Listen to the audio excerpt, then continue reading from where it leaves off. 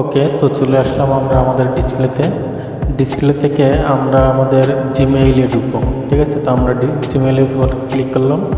এখান থেকে আমাদের এই যে আইকনটা আছে ওই আমাদের নামের প্রথম অক্ষর দেওয়া থাকবে, এখানে ক্লিক করব। এখান থেকে আমরা এখানে খুঁজবো। আমাদের দেখেন এখানে সিকিউরিটি কোথায় আছে। তো এই সিকিউরিটিটা আমাদের উপরে হেডলাইনে আছে। ঠিক আছে, তো আমরা দেখি হেডলাইনে এই যে এখানে সিকিউরিটি আছে। তো এই যে আমরা সিকিউরিটিটা পেয়ে গেলাম। আমরা সিকিউরিটির উপর ক্লিক করব। ওকে, তো সিকিউরিটির থেকে আমরা একটু নিচে নামি। এখান থেকে আমরা পাসওয়ার্ডে যাব।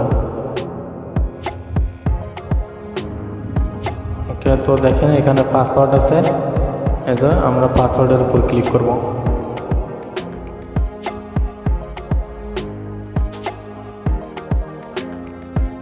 ওকে, তো আমরা পাসওয়ার্ডের ভিতরে চলে আসলাম। এখানে আমাদের যে রানিং যে পাসওয়ার্ডটা আছে এটা এখানে দিতে হবে, কারণ এটা হচ্ছে ভেরিফাই করবে যে এটা আসলে আমার অ্যাকাউন্ট কিনা। এরপরেই আমরা এটার পাসওয়ার্ড পরিবর্তন করতে পারবো। তো এখানে আমরা আমাদের রানিং যে পাসওয়ার্ডটা আছে ওই পাসওয়ার্ডটা এটা আমরা দিয়ে দেব। তো আমি আমার পাসওয়ার্ডটা দিয়ে দিলাম। এখান থেকে আমরা নেক্সট বাটনে ক্লিক করব।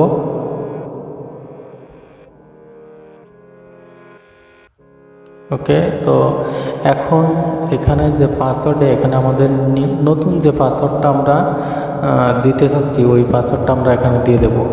তো অবশ্যই আপনারা একটা স্ট্রং পাসওয়ার্ড দিবেন, কমপক্ষে 15 থেকে 20 ডিজিটের একটা পাসওয়ার্ড দিবেন এবং বিভিন্ন ক্যারেক্টার এখানে দিয়ে দেবেন। তো এখানে দেওয়ার পরে এই পাসওয়ার্ডটা আমরা আবার দ্বিতীয়বার কনফার্ম করব, অর্থাৎ এক পাসওয়ার্ড আমাদের 2 বার দেওয়া লাগবে। এরপরে আমরা সেলস পাসওয়ার্ড বাটনে ক্লিক করব। তো এখানে আমরা ক্লিক করলাম। এখানে ক্লিক করলে আমাদের পাসওয়ার্ডটা পরিবর্তন হয়ে যাবে। ওকে, দেখেন আমাদের এখানে যে পাসওয়ার্ড চেঞ্জ সাকসেসফুলি। তো আশা করি আপনারা বুঝতে পারছেন। এভাবে আপনারা আপনাদের জিমেইলের পাসওয়ার্ডটা সেভ করে রাখবেন, পরিবর্তন করবেন। অবশ্যই মাঝে মাঝে এটা পরিবর্তন করবেন, তাহলে আপনাদের জিমেইলটা সবসময় সেভ থাকবে। ওকে, সবাইকে ধন্যবাদ।